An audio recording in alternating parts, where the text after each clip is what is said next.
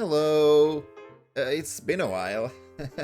So back at the end of 2024, I posted a video about my journey going through 100 games, and near the end I said this. As for me, I'm not really sure where to go from here. I might try to start my own videos about my future completions, or leave it here. Well, considering you're watching this, I think it's obvious where I wanted to go. Over 1 year later. And today, we're going to be looking at Palworld. Developed by Pocket Bear, Palworld took the monster tamer genre by storm back in January 2024, when it released in early access, by being more of a survival game with base building and resource gathering akin to games like Ark Survival, rather than other monster tamers that usually follow a turn-based gameplay loop. Ever since then, despite a certain company's efforts to slow down its popularity, the game has been receiving major updates since its debut, from new areas, new pals, new mechanics, as well as even collabs with Terraria, and more recently once Human and ULTRAKILL. Not to mention a full release schedule for 2026. Each update brought new achievements to hunt for. As of the time of recording, there are currently 57 achievements. They can be divided into 8 categories. The story, which consists mostly of defeating the tower bosses, capturing and raising as many pals as possible to fill the Palpedia, interacting with facilities in your base, general exploration and resource gathering, enemy bases, collectibles, the bosses you can summon, designated as raids, and finally the arena. So it's time to tackle this completion. We start by making the most generic looking guy and waking up stranded on the beach to the sight of a chicken, a sheep and a pink cat. We get an ominous message from our iPad pointing us towards the towers, and that's basically the only droplet of story you'll get for a long time. We make our way to our first of these eagle statues that will act as fast travel points throughout our travels. Activating each of the statues also grants us a technology point, allowing us to unlock new items to craft as we level up. After some basic tutorial gathering and beating, we managed to build our pal box, establishing our base, as well as creating our first pal spheres. Meaning we can now catch pals, gaining our first achievement, beginning of the legend, for catching our first pal. And since I like to collect things, I spend the next couple of minutes gathering nearby resources such as stone and wood, building our base, and catching every pal in the surrounding area, quickly unlocking newbie pal tamer for catching 10 species of pals.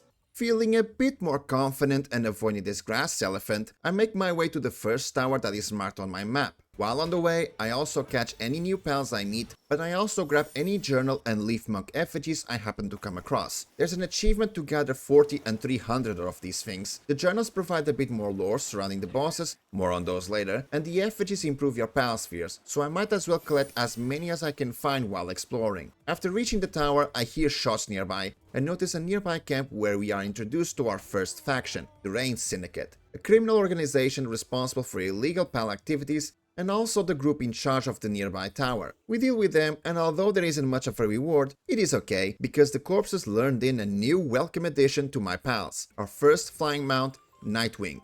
We quickly make our way back to the base though, because Nightwing left some bruises. After recovering, we keep exploring with our new winged friend, and meet our first actual mini-boss, Chilette, an alpha pal. These are spread throughout the map and grants you a token for defeating them for the first time. We need to defeat at least 20 unique alpha pals for 2 achievements, and of course, we captured the Chilette as well for the collection. Generally, alpha pals have a higher health stat, but because they have a bigger model, it often means they take more damage, so there's usually no benefit to having these over their normal variants. After a bit more exploring, we end up catching our 20th species of pal, for intermediate pal tamer. Eventually, we discover the small settlement where we find merchants as well as the bounty hunter shop. Around the map there will be special human enemies that when defeated drop bounty tokens, which can be exchanged here for some special items we'll definitely need towards the endgame. So I'll come back for them later. Continuing our travels, we come across some syndicate thugs attacking a Vixie. So as punishment, I caught one of them, earning the aptly named Inhuman Act achievement for catching a human.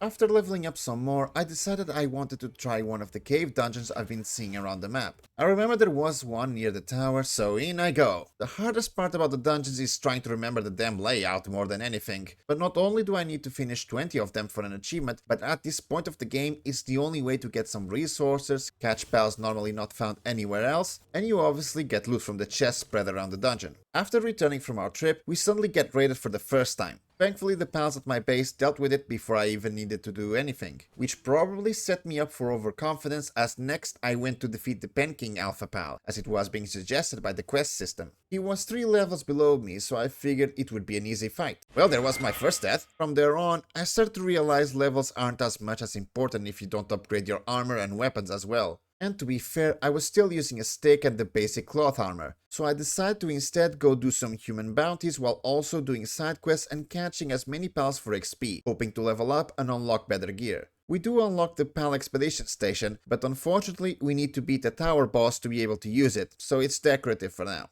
I upgrade to the next tier of armor, and with caution I decided to face off our first tower boss, Zoe, the leader of the Rain Syndicate and their Grisbolt.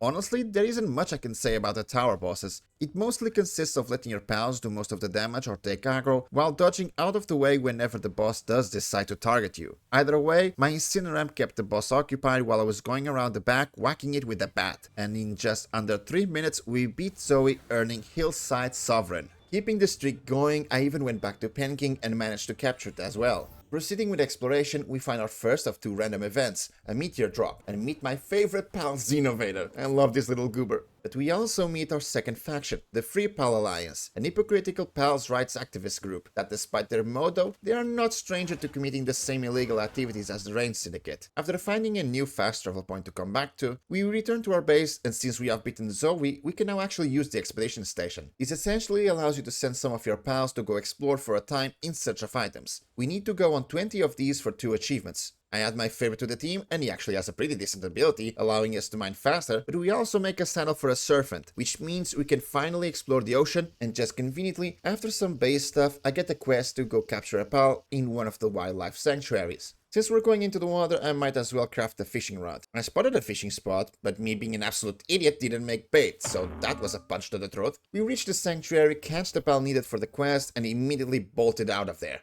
Because, as you can see, criminal activity underway. The sanctuaries are exactly that, restricted areas with rare pals under surveillance. If you get spotted, you'll be chased until the ends of the earth until you die or log off. And considering our level, I'd much rather go away for now. We end up finding Zoe in this ruined church, and she gives us a side quest to capture a Grisbolt in the sanctuary we just came from. No. We come back to our base and claim our expedition goodies and send another on the way before continuing exploring. We find another human bounty, and this is the moment we start to question the enemy AI in this game. A bit further away we encounter our first lucky pal, a special variant that has the lucky trait and gives a bit better drops. So we catch it and defeat the mini-box right next to it right after. More importantly, after unlocking nearby fast travel point, we discover the Bamboo Groves area, granting us Freshman Surveyor for discovering 10 areas, before almost dying trying to catch this Loopmon, so we decide to go back to the base for now. While we're there, I try to do some renovating and give my pals a dining room, but wait, why can't you guys reach it? You are going up these stairs nicely, why can't you go another one to reach it? Okay, I see what it is. How silly of me. How dare I try to make things nicer? How could I know my pals don't know how to go up some stairs to reach a fridge? We craft ourselves a new bow and unlock the Pal Labor Research Lab. By assigning pals to this station, they can unlock new permanent benefits to your base, such as faster resource gathering, chance for extra materials, higher efficiency, etc. And we need to unlock 70 of these benefits for 3 achievements. We proceed to defeat and capture the King Paka mini-boss, as well as Yazrobe one that we accidentally killed after our encounter with the Lucky Pal, only for another meteor to fall nearby, allowing me to grab more silly goobers. Fast forward a bit and oh sh**, some random guy wants to fight me. Our first pal battle.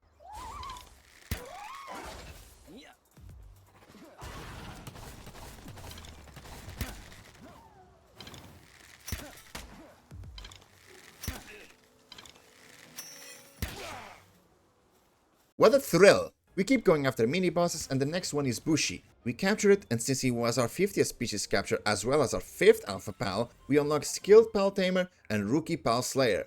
Before we keep going with exploring, we go back to the starting area and start catching as many pals for the experience. Each pal capture gives you XP. However, you get an even bigger amount for the first 12 pals of a species you capture, so we take advantage of that to level up. Meanwhile, we start to redo the base with stone foundations, alongside hot springs so our pals at the base can relax, and the power generated for our electric pals. We resume by fighting our next alpha pal, Catress, and capturing her, and unlock our next tier of armor, metal armor. More importantly, I finally correct my stupid mistake and craft some bait for fishing and our next weapon, the musket. We find 2 more goobers, and while I caught one, the other managed to kill me. 1 less goober. There'll be more. We do find the fishing spot, and for once I can actually use the fishing rod. It's a mini game where you just have to keep the fish in the green bar to catch it. Higher level baits will increase the size of the bar, and there's some pals that have passives that help. Shortly after, while looking for more fishing spots, we have a bit of a jump scare when we meet these bees, who try to self-destruct on my face. After a bit more fishing, we unlock Novice Angler for fishing 10 pals. For a while, I wouldn't make much progress on achievements, as I was in between the loop of going exploring dungeons, catching pals, beating alpha pals and human bounties, base management with the expeditions and research, and overall leveling up. We had a little accident when one of my pals hits a random NPC nearby, and me being me, thought she was an enemy. Oh well, she'll be fine. We also find this pal that looks like a treasure chest. It's called a Mimog. He runs away when aggroed, and damn is that boy fast. I do manage to catch up with him and catch it, and soon after we trigger the other type of event, a supply drop. Once it lands, enemy factions will try to claim it, but of course we take what we want. Eventually I decide to really start renovating the base with more than just a stone floor, and start making a 3rd floor. Only during construction the 10th PAL expedition finishes, earning Novice PAL Dispatcher. Claiming our loot and looking at my level, I think it was time to tackle the next boss. So we start making our way towards the snowy area to fight the founder of the Free PAL Alliance, Lily and her Lylene. I guess I was the perfect level for her, because we defeated her with 4.5 minutes left. Not exactly a walk in the PAL Park. My Incineram dealt a lot of initial damage due to being a fire type against Lylene's grass. Xenovader put in some work with damage, despite not having any advantages or weaknesses, until he got poisoned. Poor guy. But this gave enough time for Incineram to recover to deal with most of her remaining health, where only at the end Warsec took over to deal the final blow, earning Snowfall Sovereign. With Lily's defeat, we also unlock a new area to send on expeditions too, and the ore mining station, so our base pals can now get this material passively. It was very clear to me due to how the Lily fight went that the next tower would be even more difficult. So I decided to tackle some side quests, starting with the one I outright refused before, catch a Grisbolt in the Sanctuary. So we swim all the way there and just run around avoiding getting too close to the patrols. Thankfully, luck was on our side. It didn't take me that long to find one, and I'm glad I decided to get one, because as it turns out, Grisbolt is actually very useful for breeding. It allows you to get endgame pals for your base at the early to mid game, so that became my next goal. I built more egg incubators and the breeding farm, and started diving into the rabbit hole that is this game's breeding mechanics. And then the cake's cooking timers hit me in the face like a brick. While waiting, I further upgrade my base by surrounding it with a stone wall and try to condense more workstations to facilitate the PAL's tasks. And in the meantime, we trigger PAL Labor Student for finishing 10 research projects. We go back to exploring to find more alpha pals and see a radio tower looking building. Turns out this is an enemy base, so of course we go loot. Oh my god, they have a flamethrower! They have a rocket launcher? Why is he walking to me on his knees? Is that the goddamn mini? We reach the main chest and open it, unlocking successful infiltration for clearing one enemy base. Moving on, back at our base we hatch Anubis, this one will be very useful, and among the loot that we got from that enemy base was a treasure map. Using these items will mark a spot on the map you can go to get some rarer loot. We need to hunt 5 of these for an achievement, so I'll try to go for as many enemy bases as possible to collect these. Plus, I need to do it anyway, since I need to clear 10 of them. We deport those into the desert area and reach another tower, except it's not this one the game is pointed towards next. We unlock the fast travel point and bolt it out of there. A bit more breathing and leveling up later, we finally acquire an Astagon for our base's mining needs. And conveniently, he was the 90th PAL species, earning us Seasoned PAL Tamer. We keep exploring in the direction of the volcano where the next tower was. And upon discovering the deep bamboo thicket area, we unlock Junior Surveyor for finding our 30th area. Upon reaching the base surrounding the volcano, we start the usual routine of catching everything on sight. We make a hit-resistant refined metal armor, and up we go. I get into an accident mid-climb, but we bounce back and recover our lost gear. It's clear to me, though, that I'll need a flying pal to help here. Thankfully, Elsevier was near the rest of my main team's level, and we make it to the fast travel point so we can challenge the tower when we're ready. So we start grinding again. Yay. Or not so yay, because we meet this ominous thing. This is the Predator Pal. They are extremely aggressive variants that cannot be captured in any way and have some unique skills exclusive to it. But they drop predator cores that we need for some items later, so we fight it. And Jesus Christ, my first one had to be a Nova Skull. These guys creep me out. After putting this thing out of its misery, we collect our first Predator Core and Predator Hunter for defeating a Predator pal. After restocking at base, we're ready now to challenge our next tower boss, Axel and Orzerk. You know, you'd expect the leader of the Brothers of the Eternal Pyre to use a fire pal, but no, this guy uses an electric one. At least he seems more chill than his minions, who have quite literally tried to set me ablaze, because while long, the fight wasn't difficult. Most of their attacks are easy to avoid. Whether they focus on you or your pals, just keep the damage up. After all, you do have 10 minutes to defeat tower bosses, or you lose automatically. So playing for the long game is not a valid strategy for these guys. Eventually, they both go down, earning us Volcano Sovereign.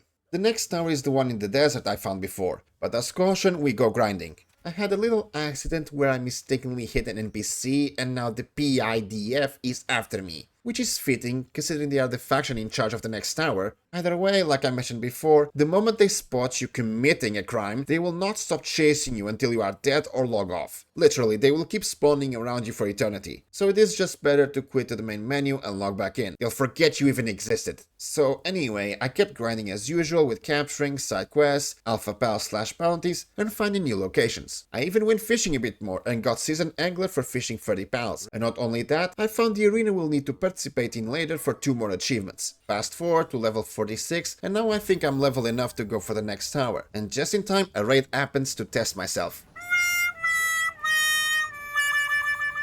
I still think I can do the tower. This is Marcus and his Phalaris, the leader of the Palpagos Island Defense Force. Like Axel before, these guys' moves were very easy to dodge, and we even managed to beat him faster than Axel by 1 minute and a half. Xenolord even lasted the whole fight, no swaps were needed, and just like that, Desert Sovereign was mine with the help of my little goober. And we were not done for the moment, as literally a few minutes later our 30th research project was completed, earning us PAL Labor Researcher, but even more 2 minutes after our 20th expedition return, unlocking Elite PAL Dispatcher. The next star would be located in a massive snow biome. Lucky for me, I already made cold resistant armor. The enemies here would be way tougher though, and that means I need to go back to the desert and grind more. But just upgrading my gear and leveling up my character and pals might not be feasible for challenges coming up, so I have to start thinking about the pals' passives, trust, soul enhancements, and their condense level. So in preparation for the biggest part of the grind, I prepare a new floor for my base, transfer the breeding farm to it, and build the PAL surgery table and the PAL essence condenser. More on those two later. In the meantime, I resume my usual schedule and end up acquiring Senior Adventurer after completing our 20th dungeon. We start smelting the ingots for the next tier of upgrades when we get raided again, this time by our next enemy faction, the PAL Genetic Research Unit. The leader of this group wants to create the perfect PAL through genetics.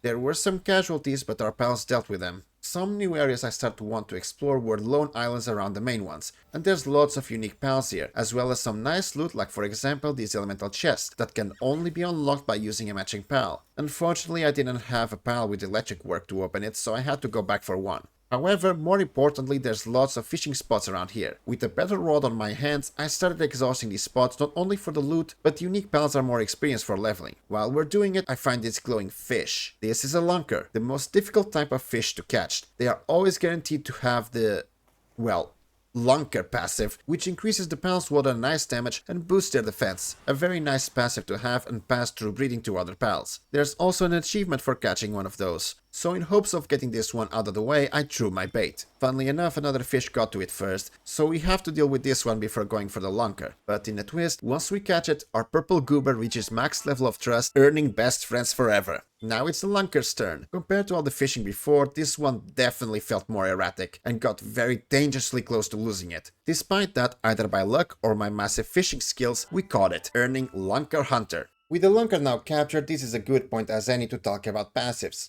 Every pal when captured can come with a variety of those traits. They affect damage, defense, work, speed, and some more miscellaneous ones.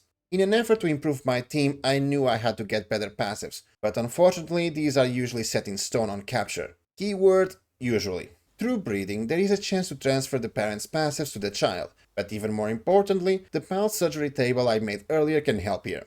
This station allows you to implant passives as well as changing their gender to help with breeding. Unfortunately, the surgery table does not have access to all the strongest passives like the rainbow tier ones, but there are some that are best in slot.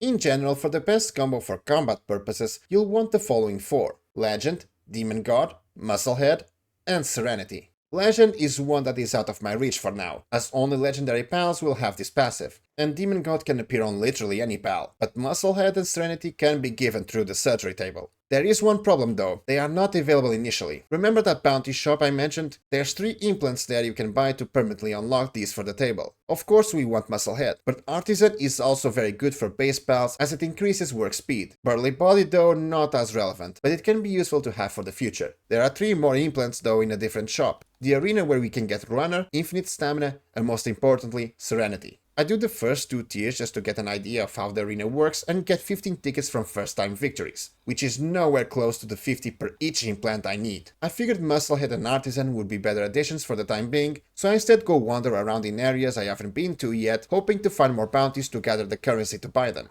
While bounties respawn, the higher level ones give more tokens. Maintaining the grind as usual, I also made it a point to capture any new pals, defeat any alphas and gather collectibles. While doing it, upon defeating this bronze sherry, we unlock Alpha Pal Slayer for having defeated 20 unique alpha pals. Back at the base, I start using the Pal Essence Condenser. This station allows you to sacrifice pals to increase the stats of another of the same species. A pal can be improved up to 4 times, with each tier increasing the amount required of sacrifices. With each rank up, both the pal stats and their partner skill will improve, and with the final rank up, all the pals' work suit abilities go up a level. Considering we need to get 5 pals to max rank, it's better to start doing this early, especially when I've been catching so many ones that I'll never use, so I might as well do some cleanup of the pal box. Trying to find more bounties, I decide to start exploring the Snow Mountain where the next tower is. So I grab my cold resistant armor, but before heading there, I go to a treasure map spot, and this happens to be my 5th one, earning a nose for treasure. Soon after arriving at the Snow Mountain, I found an enemy base, but weirdly I couldn't find an entrance despite the sign. No prompt to press a button or anything, until I decided to shoot the wall and noticed the health bar. Sneaky sneaky. And sneaky might be more correct than I thought. The flamethrower guys keep sliding on their knees to me. What is this? Is this some sort of dominance display? I then noticed the pal they were holding captive.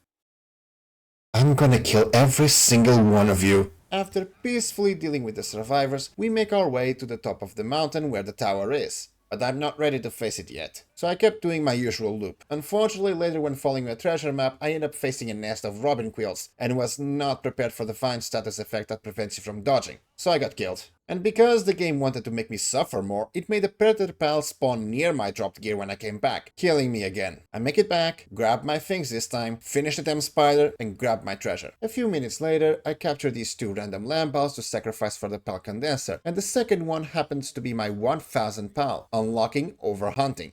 The pal box was starting to get full again as a result, so I spent a few minutes condensing at my base. In the quest for more experience, I wanted to do some side quests, and I locked my eyes into this NPC that emotionally blackmails me into bringing him various types of food. While gathering the ingredients for this glutton, I collect enough coins to trade for an upgraded multi-climate undershirt accessory, meaning there's no need anymore for heat or cold resistant variants of armor. Neato! I eventually end up reaching level 50, which feels like as good a time as any to attempt the next tower. I upgrade my pals with souls at the Anubis statue and we're off to face Victor and his Shadowbeak. This battle was the toughest one yet. Due to type advantage, I started with my Astagon, a dual dragon dark type, since Shadowbeak is pure dark, and was dealing decent damage. Since he was the only one with a type advantage, most of the team was buying time for him to heal whenever he took too much, while I was concentrating on dodging attacks as most of them were one-shotting my shield. Not to mention my armor broke, so this could have ended very badly if he happened to freeze me, leaving me vulnerable to further attacks. Eventually, Victor is defeated with 4 minutes left on the clock, with Astagon dealing the final blow, earning us Astral Sovereign. With Victor out, that means we've beaten every boss that was available when the game first came out, so from here onward it's going to be about the areas added with updates. First things first, I wanted to grab more bounty tokens to buy the implants, but before I left, my base pals earned me Iron Heart for having smelted a total of 10,000 ingots, a bit after I got enough tokens to buy one of the implants. I decided on Artisan to help speed things up at the base. It was at this point that I start to see the value of merchants, as a friend pointed out that a lot of things you need that normally are drops from pals can be bought from them, like the high quality oil, which I needed to make circuit boards. I spent the next couple of minutes cleaning up the pal box again while my pals worked on my next weapon, the SMG, so I wanted to try it out against a more level appropriate target.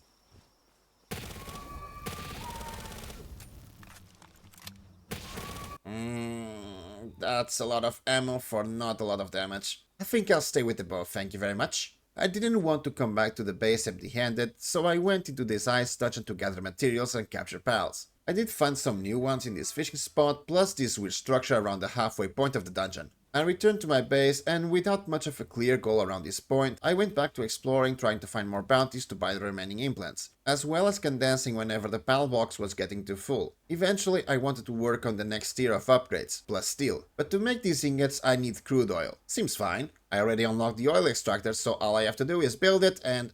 oh.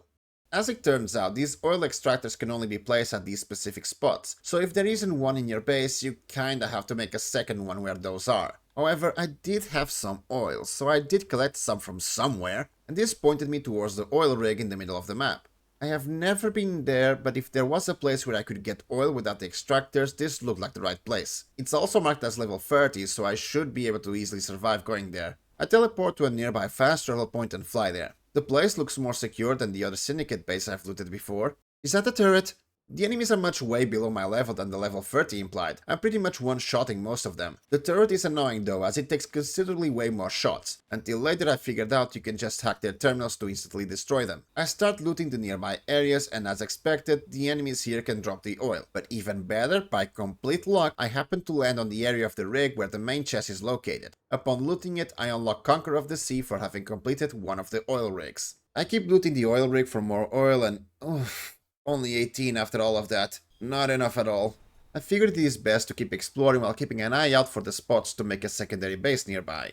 A supply drop happens, and while it gives me a bit more, it is still not enough. While wandering around looking for that, I loot our 10th enemy base for Unstoppable Streak and catch our 50th fish for Veteran Angler.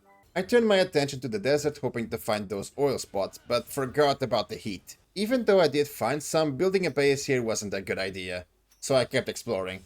I found another Predator pal, and during the fight a nearby Alpha wanted to join in on the fun, so that was nice. 2 birds with 1 stone or something like that. Anyway, we meet the Plasmode Alpha pal in the Volcano area, which would become one of my favorite pals much later, and we find a very special island to the south of it, the sealed realm of Terraria, which we'll explore later. I managed to at least have made enough plus steel to make the helm.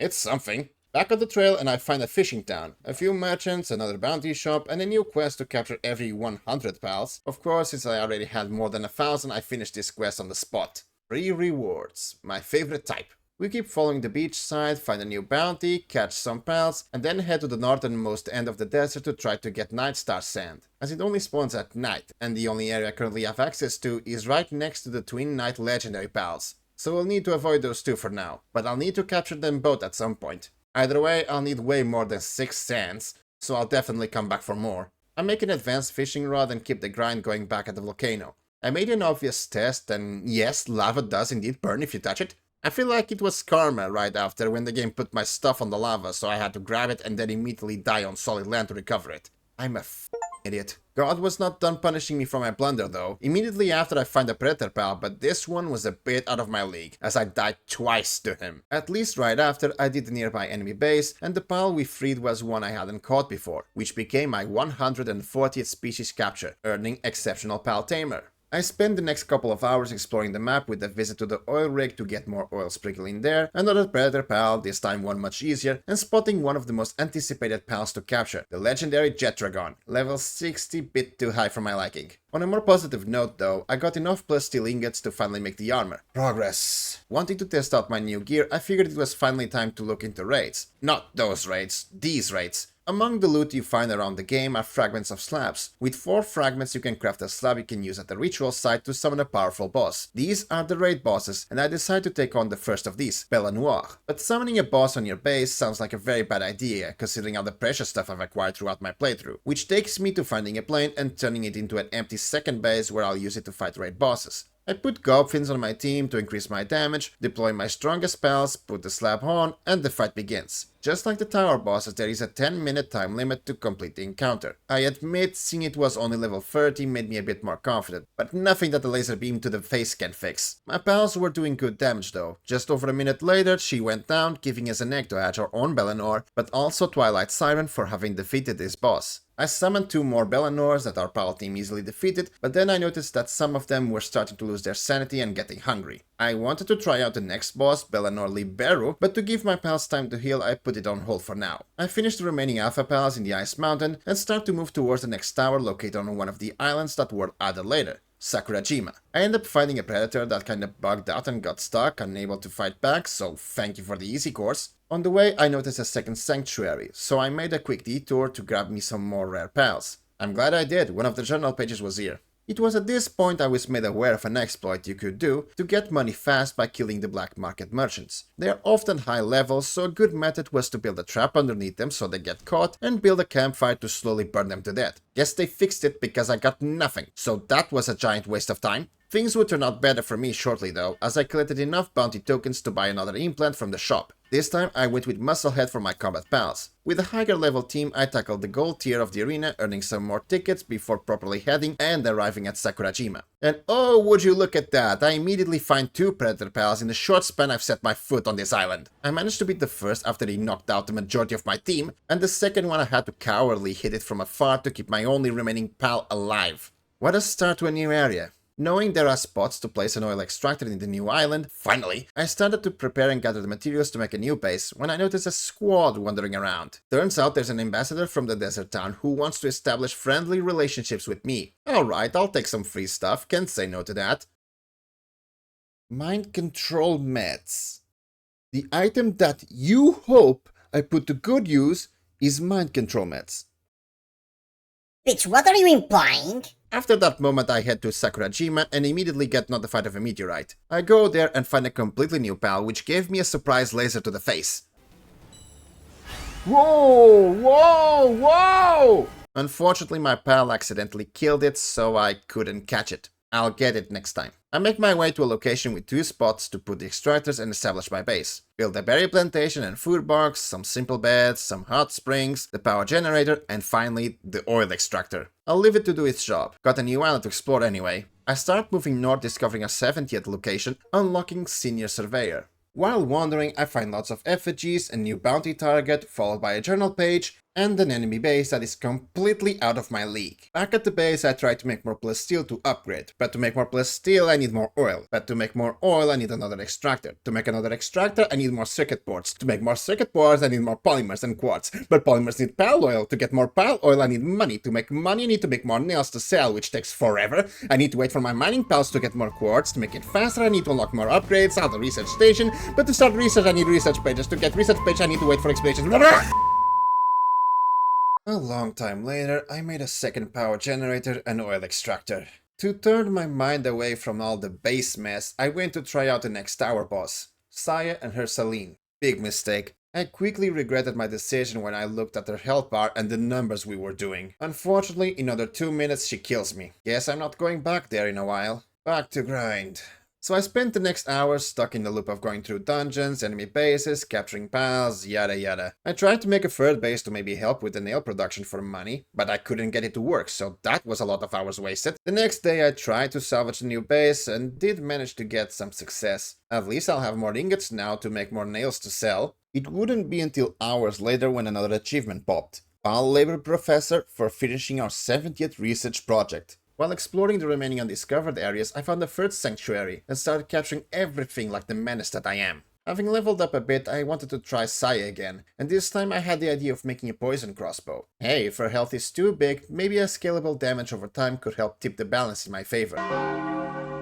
Cue another welcome, Shane. Saya 2, me 0. Right back to my usual schedule. At the northern edge of the snow mountain, I noticed an iceberg fire at sea, and decided to check it out in case there was something there. And indeed, I found an alpha pal, one that was added with the Tides of Terraria update. While fighting it, I noticed another iceberg in the distance and move on to it after dealing with Alaska. Turns out, this is the spot to fight the legendary pal Neptilius. Unfortunately, there's no achievement for catching it, and considering it is 5 levels above me, fighting it now doesn't seem like a good idea. I unlock the fast travel point and return to my base. I keep exploring and I try to make a point of going during the night to spot as many effigies as possible, since they are stupidly easy to spot at that time due to their glow. And eventually, on one trip, I earned Papalgus Guru for collecting 255 effigies.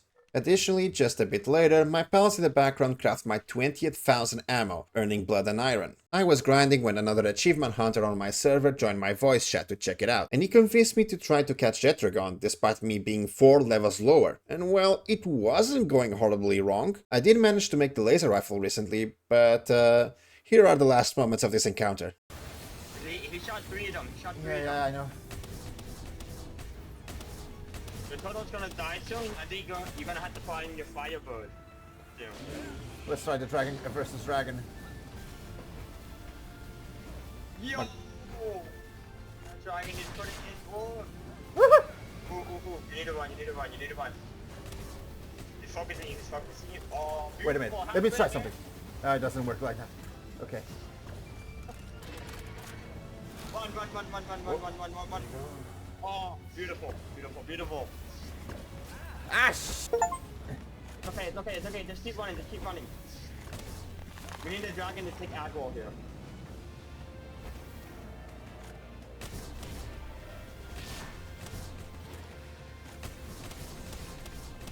Nice.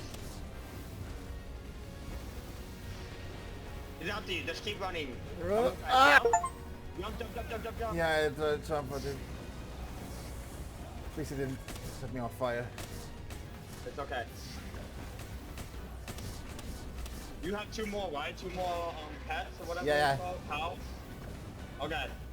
Save your bass one for last, and then you might have to summon in the other one. Yeah. Also, look out for your ammo, yeah? Yeah.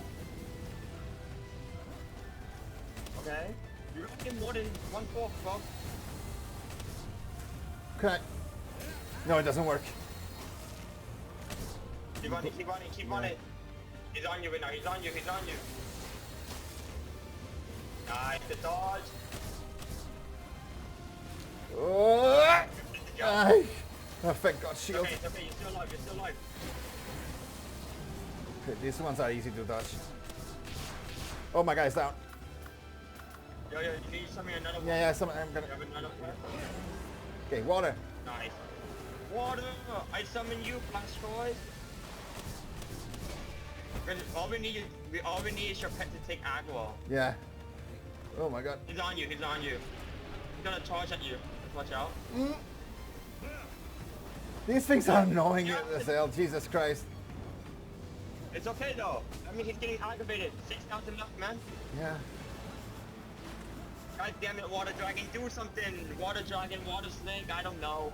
Do something, bro. Oh my God. Go after him for a minute, James. Jesus Christ. Slow ass dragon. There we go. In for the head. Why are you standing still like that? Gosh. Okay. Still hit me. It's okay. Okay. God, this dragon sucks. Oh, nice. Oh my God. There you go. Oh, he's dead. It's the fight. Come here. Okay, that's your strongest guy, right? Yeah, I'm hoping so. Oh, okay, I can put him there. Come on. Keep trying. Okay. Dodge. I dodged that somehow. Keep dodging, bro. Dodge, yes. Just do. Aim for the head.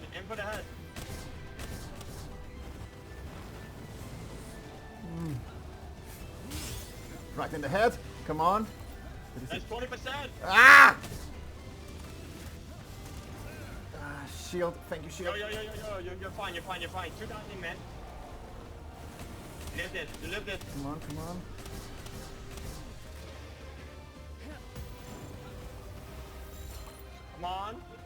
Oh, one shake.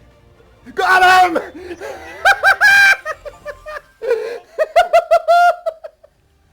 I tell you, man. Nice. Let's go. Full trust. That's legendary Celestial Dragon unlocked. Thank you for the moral support, dude. Now I have Jetragon. One of the best, if not the best mount in the entire game. He is so much faster than all the previous ones I had, and that helps so much with exploring, especially with finding more effigies. I even got the courage to explore the last main island, Fey Break. In there I could not exactly fly as freely until I destroyed some enemy anti-air turrets, but I still managed to collect lots of new pals and materials, including a new favorite. Oh, you're so cute! But more importantly, I was finding effigies as well, and with all the ones I've been getting in the previous areas with the help of Jetragon, it didn't take long until I got 300 total for Palpagus Guardian. With the new materials, I figured I could make the next tier of upgrades with Exolite, but of course the game wanted me to grind more, as my current equipment could not make those. Furnace. Or maybe not. I need a gigantic furnace, don't I? 100 polymer and so many plastic steel ingots, oh my god.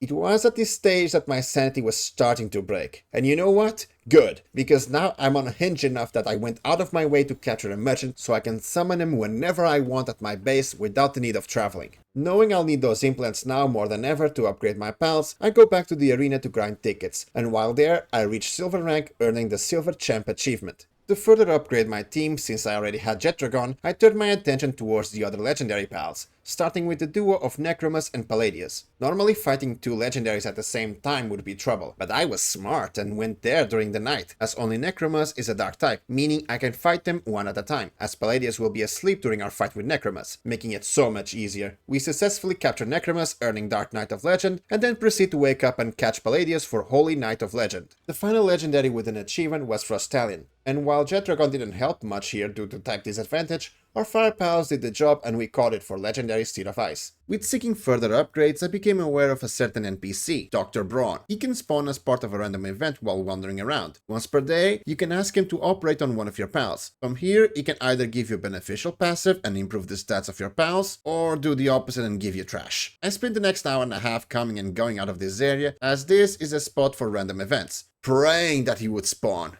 Thankfully he did, and damn does he have a low catch rate. That combined with the police that will now spawn and can accidentally shoot them made the situation way more stressful than it needed to be. But I managed to get him, thankfully. He'll now be a daily thing I'll do to try to get stronger passives on pals that are normally not easy to get to, like Demon God on the Alien or Raid pals. Having acquired all of that, it was now time to retry and hopefully beat Saya once and for all. Jetragon immediately started amazing with having a type advantage, but then he got hit with a holy burst that left him at a quarter of the HP. It is at this point I take a mental note to recall my pals whenever she does those moves to avoid the damage. With that new strategy in mind, I started to do decent damage, but unfortunately Jetragon got knocked out. I kept the same strategy to dodge her attacks, especially her huge beam. Xenolord and Serpent got knocked out as well, but MVP Raidhound kept randomly paralyzing her, stopping some of her attacks. And finally, with just over a minute left on the clock, Saya is defeated. Blossom Sovereign unlocked. With only one tower boss left, I knew he would be much tougher than Saya, and considering I was 1 minute away from losing against her, major upgrades would have to be made. Over the next few days, I captured both legendaries with no achievements tied to them, Frostallion, Noct and Neptilius. I started to make preparations to make a proper material production base by moving the oil extractor 1 to a better location with 3 spots to harvest from. Complementing that, I bred the passives that help with base work to better pals, such as Remarkable Craftsmanship, but also passing ones such as Legend and Demon God for combat. I knew the next tower boss was an ice type, so I focused first on a fire pal, with Blaze Hal being my first pal with best in slot passives. One major upgrade I got was getting myself a Yakumo with Demon God. This is such a goat of a pal, due to its ability that makes pals you capture have a chance of sharing the same passives as him, making it the best way to get Demon God on pals such as the legendaries without relying on the randomness of Dr. Braun. Due to all the captures and breeding I've been doing, while grinding the legendaries with Yakumo, I reached the max level of 65. Having reached the level cap, I tried my luck at the next tower boss. To the absolute surprise of nobody except the idiocy of yours truly, Bjorn and his Bastigor had not only double the HP of Saya, but I was doing mediocre damage to them. I only managed to survive close to 2 minutes before Bjorn trashed me completely. Despite this loss, my new base was finally finished. I started to transfer stuff from the old one and things were looking good for progression. I was training my pals at the highest level enemy base available and breeding strong ones to keep and condense, even unlocking both All for One and Voice of Resettlement for maximizing the rank of 5 pals. We fought Bjorn again, and while this time I did survive, for the first time I lost to the clock. Even with a team full of fire pals, it wasn't enough for this old man and his cat. Okay, if pals aren't enough, maybe it is me. Maybe I should start looking at my weapons and try to find those higher rarity schematics. And luckily, I had an epic rarity rocket launcher laying around. I'll also try to have different fire pals. Enter Blazamut. This guy not only has strong exclusive skills, but his partner skill also changes my attacks to fire type while riding him. And so, I took one more step into Bjorn's arena. I immediately start the fight with one of my Jormuntide Ignis to deal as much early damage with their fire skills while I shoot them with the rocket launcher, which wasn't a good idea as he got knocked out just under 30 seconds in. I send my second one to do his fire skills before I swap to Jetragon and Blazamut. Most of the fight would be up to them now. Both kept me mobile to avoid attacks. Jetragon would take over when Blazamut needed to heal, while also providing damage with the missiles and the fire skills I taught him. Blazamut, on the other hand, allowed me to reload and deal damage with his skills at the same time. Not to mention the boost to my attacks due to being treated as fire, and that's where most of my damage was coming. If both needed to heal, the Jormuntides would take over to buy time. Slowly but surely, Bjorn's health kept getting lower and lower and lower. And finally, with only 42 seconds left, I shot for the last time, earning Sovereign of the Faebreak Realm. Yes! Got him! Despite Bjorn's defeat, this would not be the last time I touched the towers. For the next order of business, I wanted to check out the Terraria stuff. I spent the next day basically going in and out of the dungeon, in between checking in on the breeding farm and my production base. Not only can you catch a lot of creatures from Terraria, but you also get schematics to create weapons and armor. And after a lot of trips, I got a new toy.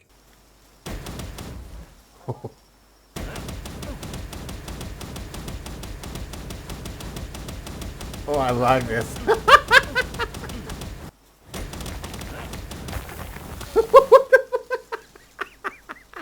So stupid. It looks so good at the same time. Oh. Regardless, there is another area to loot. The oil rigs. In total there are 3 of them. I already went to the first 2 way back, but the third, that's where the pain is. Despite the enemies being supposedly lower level than you, they are huge health sponges. Like legit, these are some of the tankiest enemies in the entire game, and considering how many of them there are, you can easily get overwhelmed. To make matters worse, there's an anti-air turret like the ones found in Faebreak, which thank god you can destroy it once and it stays destroyed, but I cannot say the same about those anti-air laser towers. It is genuinely an unbalanced mess of an area, and I'm hoping it gets tuned up a lot in the future. Regardless, I need to complete this oil rig at some point, so after an embarrassing death and 2 attempts at trying to recover my gear, I retreated back to base to rethink. There was still another upgrade I could try to get, the charge rifle. I could make the base version, or I could try to get the legendary schematic upgrade for it, and it just happens to be a rare drop from Neptilius, so I spent the next hours defeating this pal, and in the time it takes to respawn, I fished salvage for Corallum or to make both the weapon and the ammo, but no luck. Thankfully, my friends told me about a way to completely cheese this entire zone, and to be frank, after my first experience and hours of fishing red rocks in the middle of the ocean, I'm very much open to suggestions. The trick involves arriving at the oil rig from the back, landing near this blue structure and clearing out all enemies near it. Once that's done, look around to find where the main chest is located. It will be easy to spot since it will be locked in a cage. Make your way there, and once you touch it, fly back to that blue structure. And now the cheese truly begins. The moment you touch that chest, an attack chopper will spawn to kill you. Try to take it on directly and you'll be dumber than a dummet. The only solution here is to have a high damage weapon like the rocket launcher, and in between the chopper's attacks, shoot it once and immediately return to the safety of the blue structure. As long as you're inside it, you'll block almost all damage. Keep repeating this until it is dead. Considering it has 1.2 million HP, I might as well get comfortable. I'll be staying here a while. It took an entire in-game day, but finally the chopper goes down, unlocking no fly zone. I tackled the raids next, starting with Bellanor Libero, who went down no problem, giving Eclipse Siren, and soon after Blazamut Ryu as well with Incarnation of the Eternal Flame. But the next one is Xenolord, and I was nowhere near ready to try this guy. My friends claimed you need a full team of fully upgraded ice spells, particularly Bastigors, which I was severely lacking. So back into the depths of the grind I go. During this time, I noticed I was just 6 journal pages away from another achievement, so I looked up online where the last remaining were. Once I collected my 40th, I unlocked Trail of the Castaway.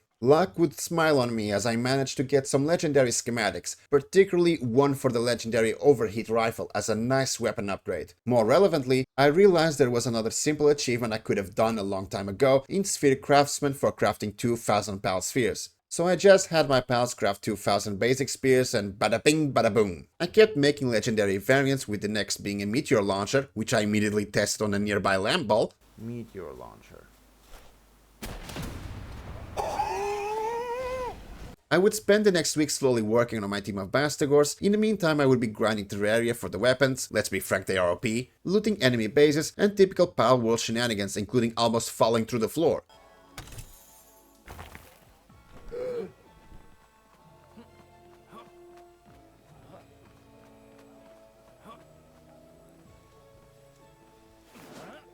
Oh my god.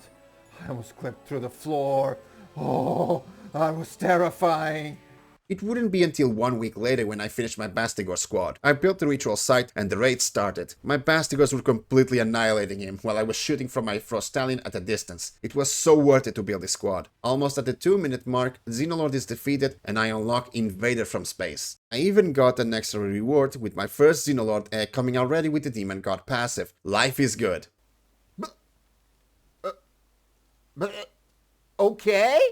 What the fuck? I got Demon God on the first one? What?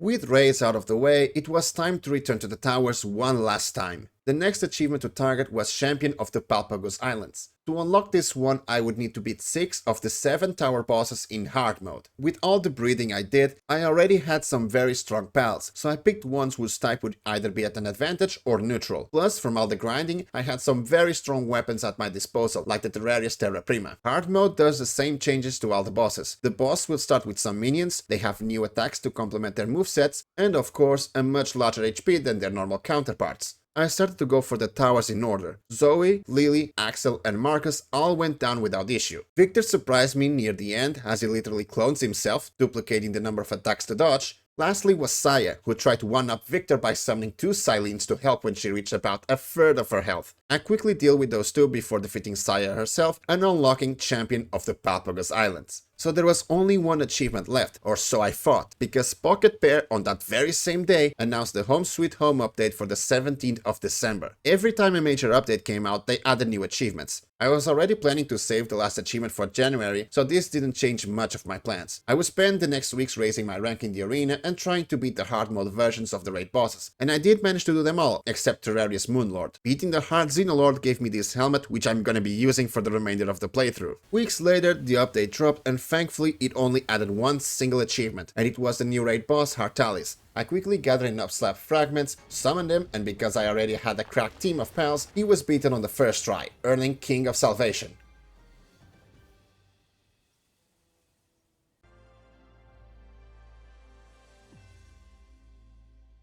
Okay.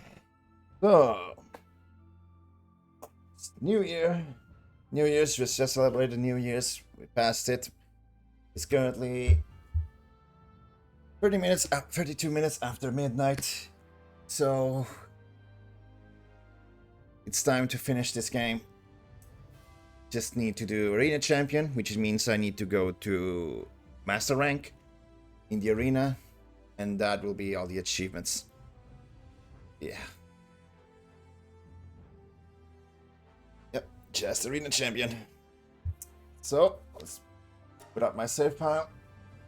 Now, let's move it.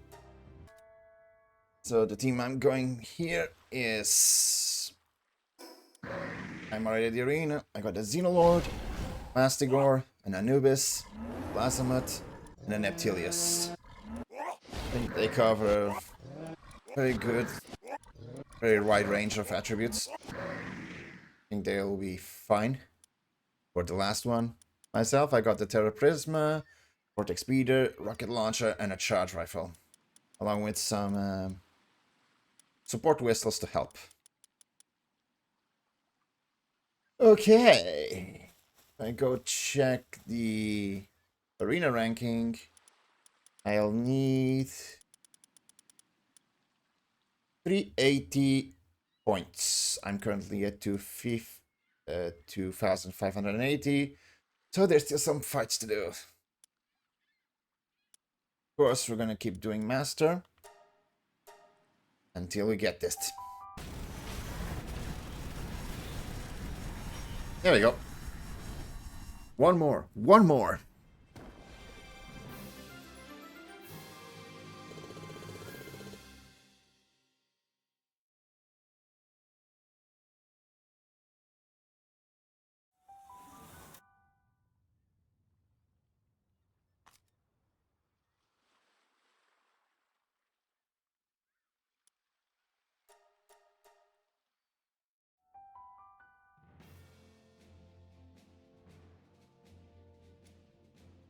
The mineral. Neptilius. Bastigor. You are a bad idea. Xenolord. Let's do this. Come on. He picked the guy that boosts their attacks. Come on. Oh, Bastigor is already taking so much damage. Oh.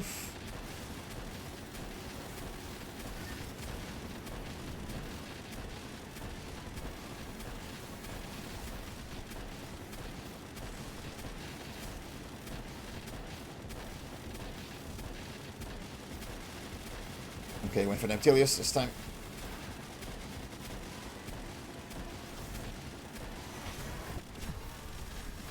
This thing is down. Come on. There is down. What's up there? Ah! Come on, come on, come on.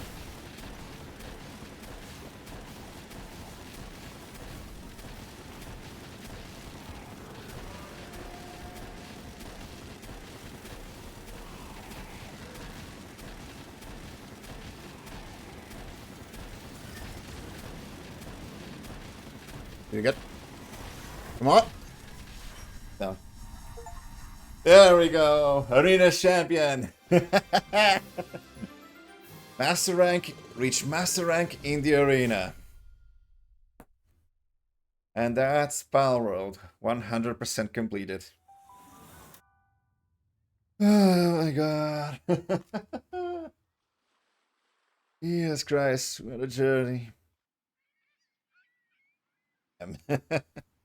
After so long. Happy New Year's, everybody. Jeez. I'll definitely be going back for this game whenever they release the full release, the 1.0. 738 days, my save file. Oh my god, thank you. Thank you so much. Guess we're done here for now. Palworld.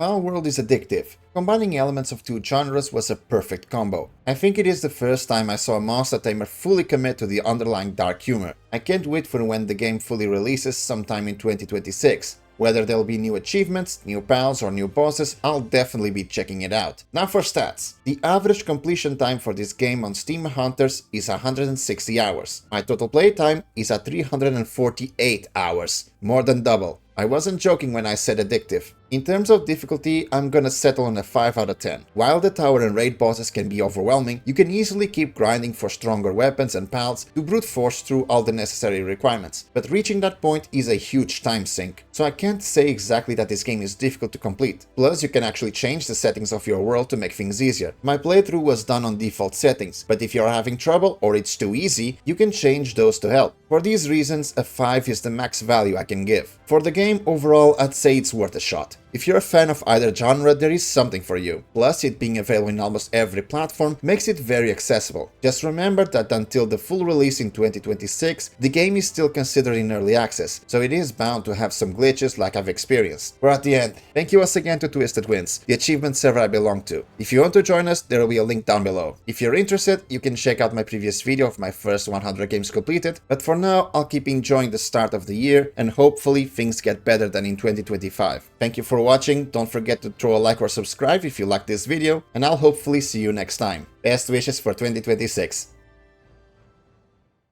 Okay. That is a disturbing, like, uncanny outfit, Jesus Christ. It's brilliant. I love Depresso. He was one of the first ones that I was like, oh my god, I love that. It's so funny. It's depressed. Like, let me show you. Hold on. I've got it on my Steam because it's just brilliant. Oh, I see a church. There we go. Oh, there's a metal merchant here. Okay. This is how Depresso sleeps in a pool. Not sleeps, Oh, right. chills You out. told me he just face downs. I'm gonna put it in the chat for this voice channel. It is on. It's a featured picture on my Steam. Can you as just well, grab so I just them, love it. the one you're looking at, and just throw it in the pool? Oh, I could. But he's got the party hat on and everything. Yeah. It's so stupid. Let's actually do that. Let's put you in the pool, buddy. I'm a Depresso carrying a Depresso. Okay, buddy. Do you wanna rest in the pool? Look at it. That is disturbing. Oh my I can't god. remember how to get under photo mode. It was there on left. No, you bastard! Oh, they still move. He would have gotten out anyway. Yeah. I'll take a better photo one day. Like, no, my son.